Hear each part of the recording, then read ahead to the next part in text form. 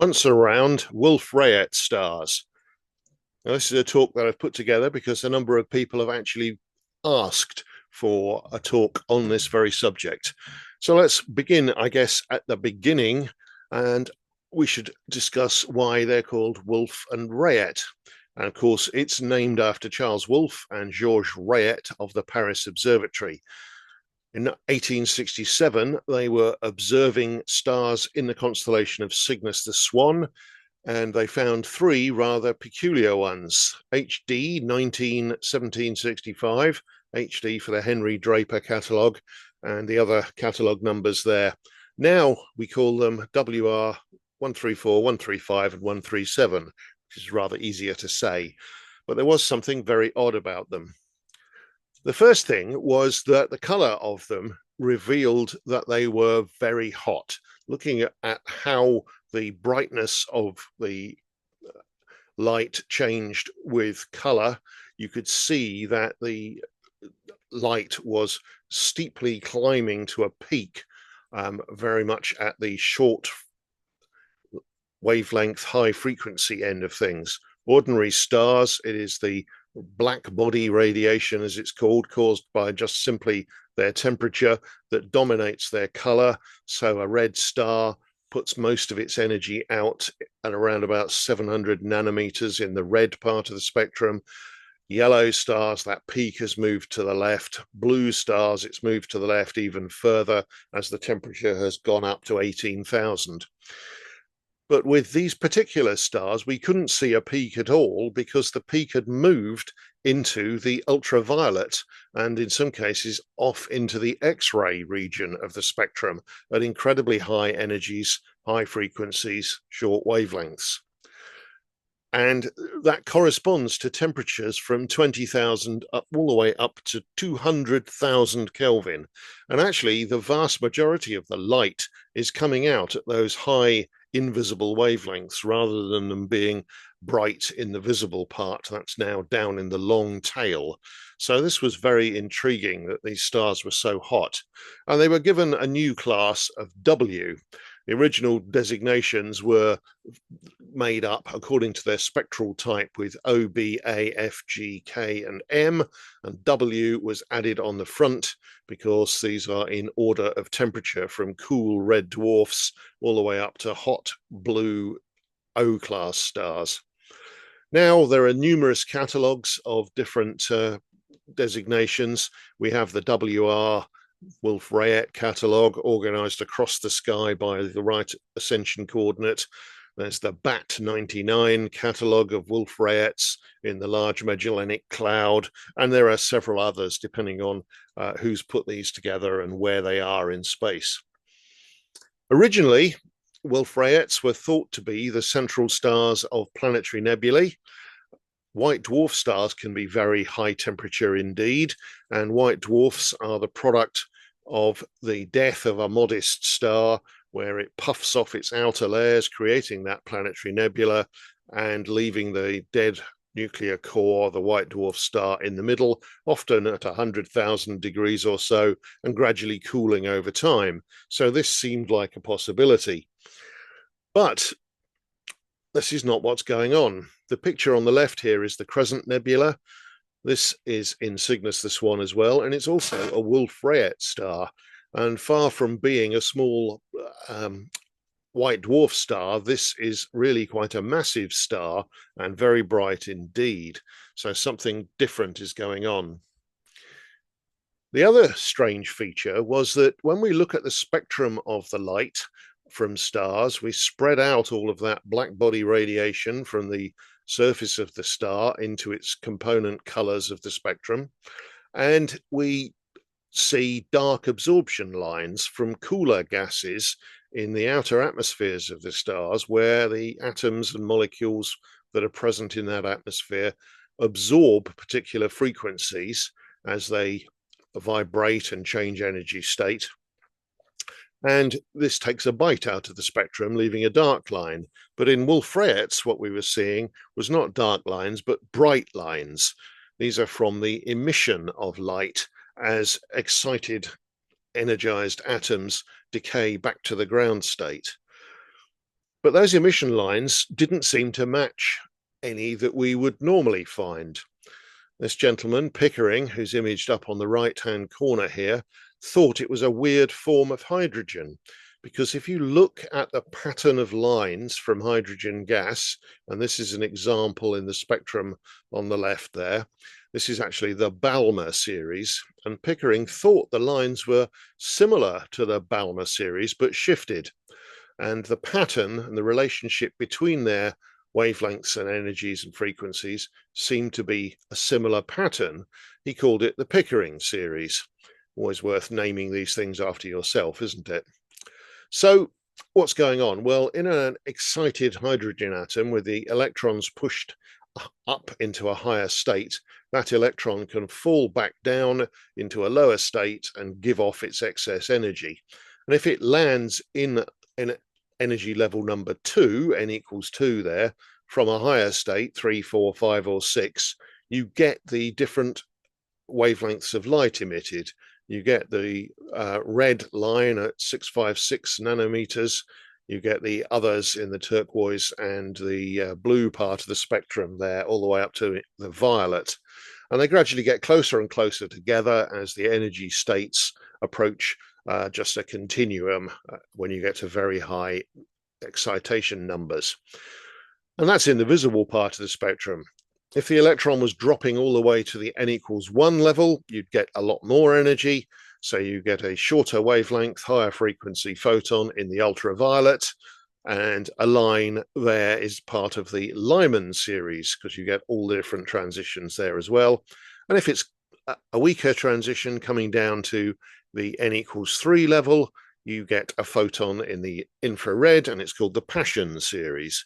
So hydrogen has this very characteristic set of lines in these series, depending on what that electron is doing. But the pattern was similar, but didn't seem to quite match. And in fact, this is the emission spectrum that we were dealing with. You have the spectrum from hydrogen there at the top, and the gas concerned here was helium, but it was ionized helium with only one electron present, so helium plus. And the electron in helium plus has no competition, so it's just like hydrogen. It can behave in a similar way and make all those similar energy level transitions, but this time the nucleus has double the charge, +2, and 4 times the mass, and that affects the position and energy level of the pattern that you see, but not the shape of the pattern. The pattern is similar. So Pickering had spotted that the pattern was similar correctly, but he should have ascribed it to this ionized helium being the culprit. And this is characteristic of Wolf-Rayet stars. They generally are lacking in hydrogen lines in their spectrum. The most prominent emission lines are helium, and sometimes you get highly ionized lines from carbon, nitrogen, or oxygen, but the hydrogen is either weak or completely missing. In 1938, the W class of stars was further split up, creating the WN and WC categories, for N dominated by nitrogen and C dominated by carbon or oxygen. And in 1969, that was rationalized and WO was separated out so for the oxygen-rich stars. So we had these 3 subclasses depending on which elements were dominating in the spectrum. Scientists love to classify things like this. Now, we know that hydrogen is fused to helium in ordinary stars, and that the next step is to fuse helium to carbon in what's called the triple alpha process. And then you can take another helium nucleus and stick it to a carbon atom and make oxygen. And it goes on in steps of 2, creating the even numbered elements. So where is all the nitrogen coming from? As an odd numbered element between carbon and oxygen in the periodic table, it must get formed somehow. And indeed, you don't get as much of it, but it is there. And it's there because in the superheated environment of stars, ordinary carbon, nitrogen, and oxygen atoms can play a part in what's called the CNO cycle. So if you start at the top with an ordinary carbon-12 nucleus, You can hit it with a proton, and if it's got enough energy, it can stick to make nitrogen-13. That can decay by throwing out an anti-electron, a positron, and a gamma ray and some energy, and give you carbon-13. Repeat the process, you get nitrogen-14, ordinary nitrogen. It goes on then to oxygen-15 and then nitrogen-15 and back to carbon in a catalytic cycle, spitting out a helium nucleus. So in the cycle, you take 4 hydrogens in and you emit a helium. And this is a very efficient process, and stars from the mass of the sun upwards use this to carry out their nuclear fusion very efficiently. But you have to have some nitrogen and some oxygen present in order for this to work. And we don't have a problem making oxygen, but the nitrogen is made by the steps in this process, gradually building up enough of it for it to become available for the catalysis. Now, another feature of the spectral lines was that they were shown to be very broad, and this is Doppler broadening. It's the high-speed motion of the gas, and it's either moving towards you or away from you, and the high-temperature gas and the high motion of the gas churning around can broaden the lines out to give you these very, very fat spectral lines. And this was really pivotal in noticing that the ionized helium was at a very high temperature and was often being hurled across space, sometimes in our direction, sometimes away from us. And so we were getting this very substantial line broadening and beginning to understand what the nature of these Wolf-Rayet stars was.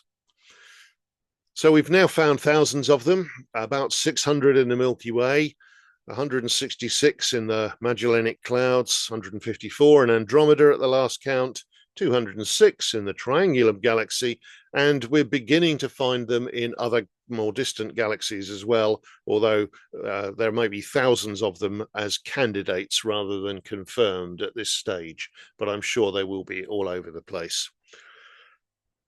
And with this larger sample, what we're able to do is understand that there are more than one type of them. We have the classical Wolf-Rayet stars. These are massive red supergiants that have started to lose their outer layers. They eject their outer shells even while they are still burning internally very fiercely. So the hydrogen envelope is ejected, and what you see then is the exposed inner workings of the deeper shells within the star, and we see those as Wolf-Rayets, and they could be 100,000 times the output power of the sun. These are often population 1 stars with higher metallicity. In other words, they've got more of the heavy elements picked up from previous generations of stars. And the reason for that, well, there's 2 reasons really. One is that higher metallicity encourages faster mass loss. It changes the way radiation pressure can drive the outer layers to move outwards. And the second one is that, well, they're obviously all population 1 stars, because such massive stars as these live fast and die young. And so any from older population 2 categorizations would be old stars, and there are no old large stars. Large stars just don't live long enough. So we've got these classical Wolf-Rayets. We've also discovered that there are some stars that were classified as Wolf-Rayet but have some hydrogen in their spectrum, and these turn out to be almost proto-stars. They're very massive but still very young stars that have only just begun fusing hydrogen to helium in their cores, but they're so massive and so powerful that their power output can be of the order of 1 million times that of our sun. And this is WR31A here, which is classed as a W for Wolf-Rayet, N for nitrogen present in the spectrum, and H for some hydrogen being visible as well. It's its subcategorization. So this is not the same as the classical W-class stars.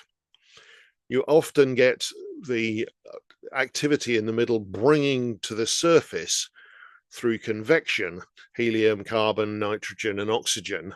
And that's a rather different process to exposing the core, which you have in a classical Wolf-Rayet, where the core has already created large amounts of layering of helium, followed by carbon, followed by oxygen layers within the star. These ones have created some in their core, but it's been brought to the surface rather than the surface having been removed.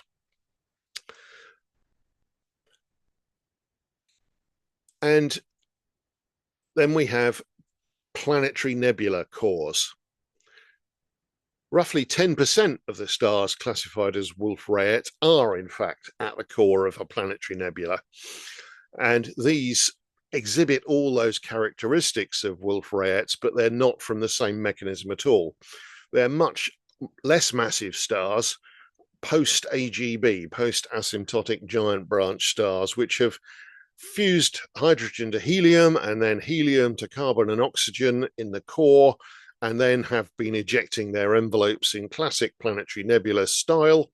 And so these things are typically on their way to forming white dwarfs, around about 60% of the mass of the sun, but they are putting out a spectrum that looks like a Wolf-Rayet. So they're almost false Wolf-Rayets.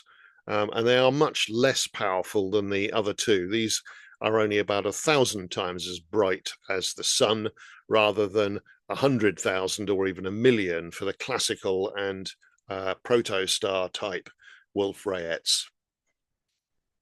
Some Wolf-Rayets are formed as part of binary systems, and this can sort of create a Wolf-Rayet without the normal ejection of the outer layers. You can add material from a binary companion, and the mass transfer can remove material from the outer layers. So rather than it being traditional mass loss due to the sheer temperature and radiation pressure, the companion can steal the material away. And in the Milky Way, about 20% of the apparent Wolf-Rayets are created by this mass transfer. But in the small Magellanic Cloud, where the amount of heavier elements is much, much lower metallicity, we think about 95% of the Wolf-Rayets that we see there are from this binary accretion process. This low metallicity means you can't form a Wolf-Rayet unless the star starts with at least 50 solar masses. In the Milky Way, that figure is about 20 solar masses for being able to form a Wolf-Rayet. But you need to be much, much larger, because the metallicity means that the mass loss is much slower for a given amount of material. So it varies, and it varies in proportion to this metallicity factor. We find that very much the case. The higher metallicity, faster mass loss leads to the star avoiding being a core collapse supernova. And so it creates this initial mass limit. In the Milky Way, as I said, it's about 20 solar masses. In the Magellanic Clouds, the metallicity is lower. In the Large Magellanic Cloud, 30 solar masses, and the SMC lower still at 50 solar masses. Higher mass stars, or stars that begin life with a higher mass than this, can retain their envelope longer, and if they manage to do that, then they undergo the core collapse supernova. And so you need to be above the limit for being able to have a mass loss that strips the star before the supernova stage in order to form a Wolf-Rayet. I hope that's clear. And when these things explode, we get a supernova. Now, supernova were originally classified by their spectrum, and this is one of those classifications that I wish we could change in astronomy. We have fundamentally type 1, where the spectrum lacked hydrogen, and type 2 where hydrogen lines were dominated. And type 1 is further subdivided into 1A, 1B, and 1C. There are many more sub-classifications, but these are the main points.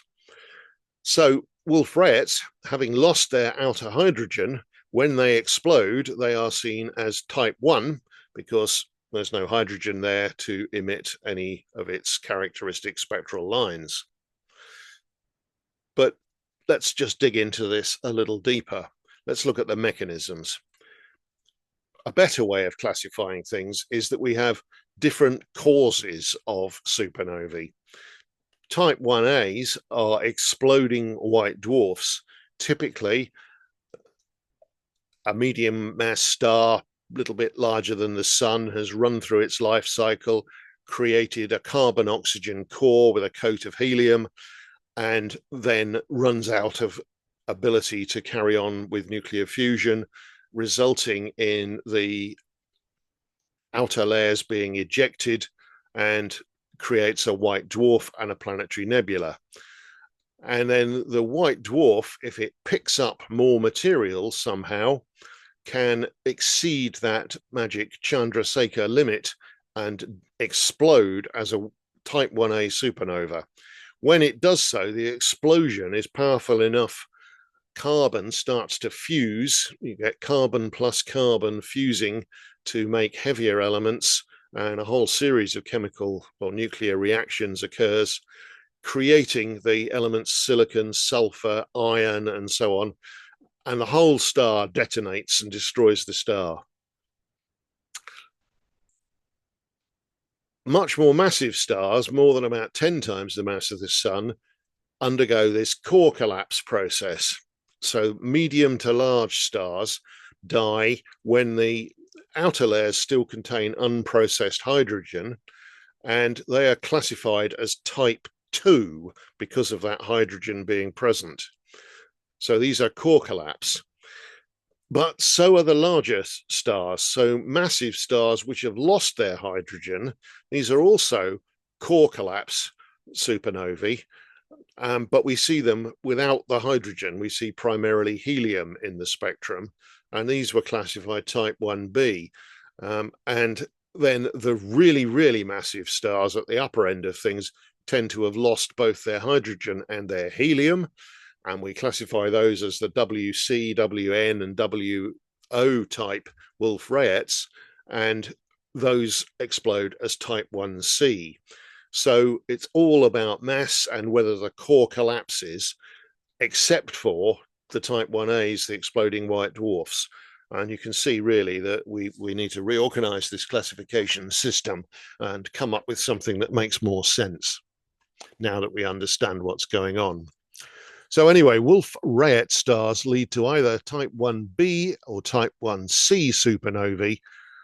The more modest Wolf-Rayets retaining their helium show helium lines and are therefore type 1b, and the more extreme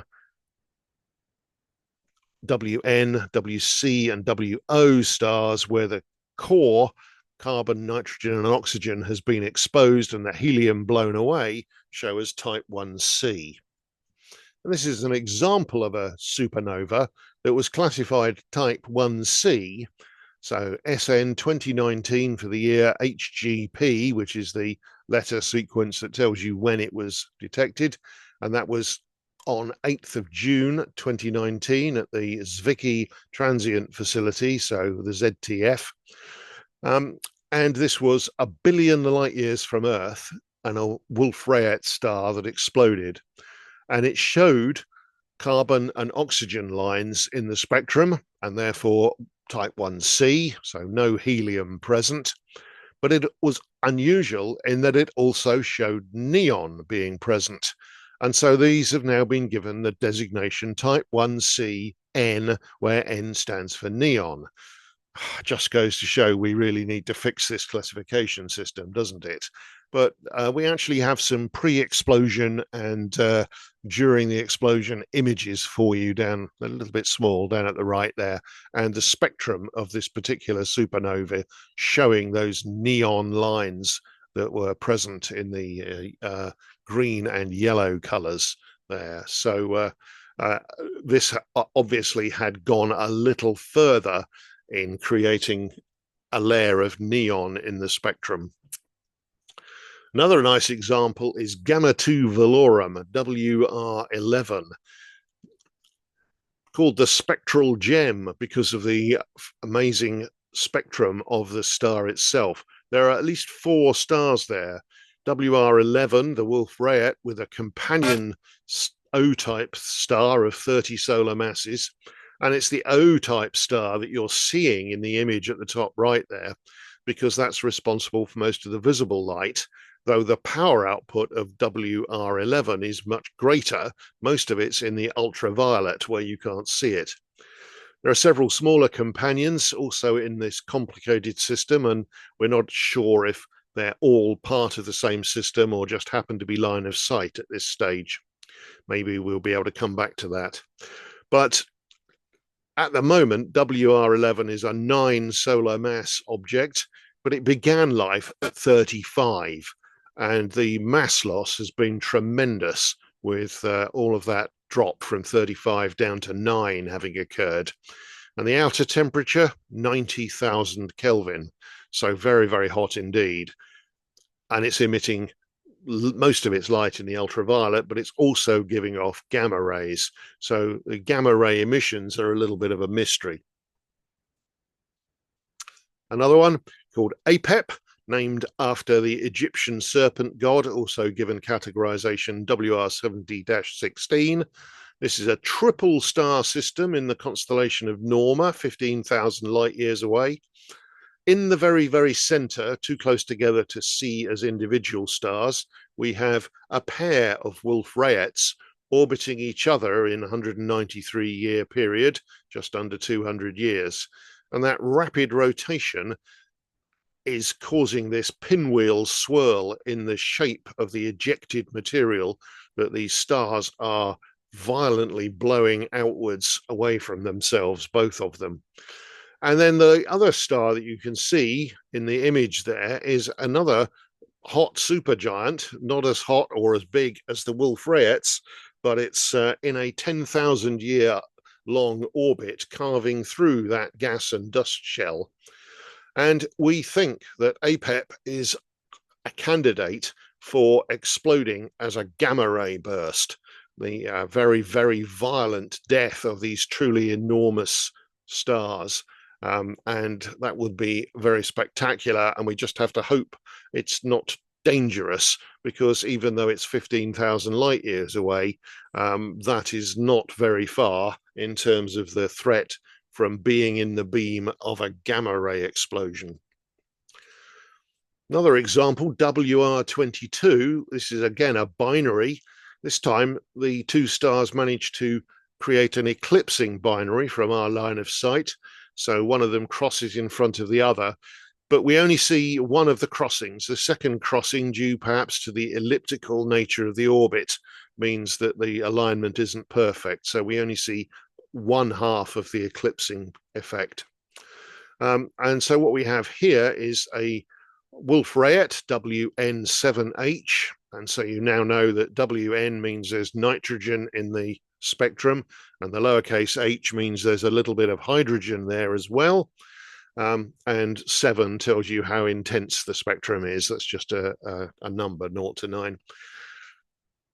We think this is a very massive star, 60 to 70 solar masses, 45,000 Kelvin, and 2 million times brighter than the sun. So this is probably a youngster, and it's probably still got a lot of hydrogen in its outer layers at this stage.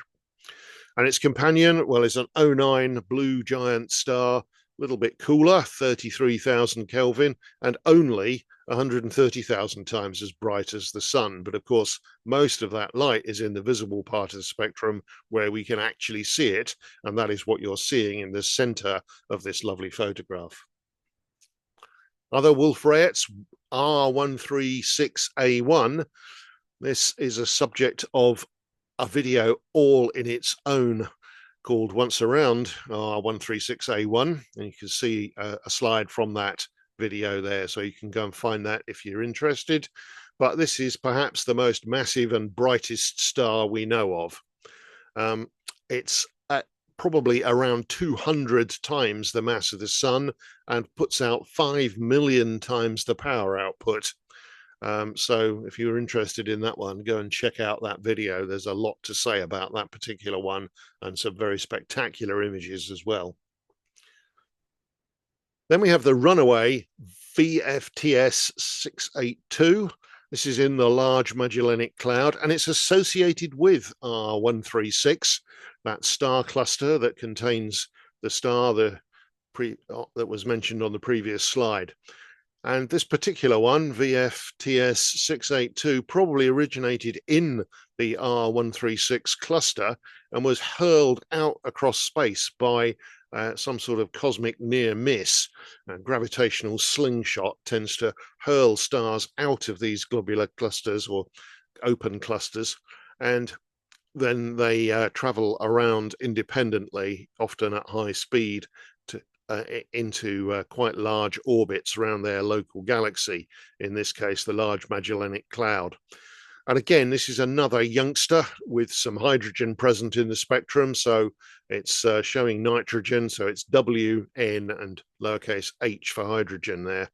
3.2 million times the power output of the sun and 138 times its mass. So this is a monster star that has been hurled out of the R136 star cluster. And then we have entire galaxies called Wolf-Rayet galaxies. And this is the antenna galaxies, NGC 4038 and 4039, a pair of galaxies that are in the process of merging together. And that is creating a huge starburst of many, many stars being formed due to all the shock waves and the gas compression that is going on. In the Milky Way, roughly speaking, we get 3 stars the mass of the sun, or 3 solar masses worth of stars, formed every year. In a starburst galaxy like this, it's 100. So 30 times as much star formation going on here. And if you're forming lots of stars, you will form quite a few big ones. It rapidly tends to use up the available gas while you're doing so, of course, because it traps the gas into the bodies of stars. But this is forming a lot of new Wolf-Rayets, and this galaxy is absolutely riddled with them.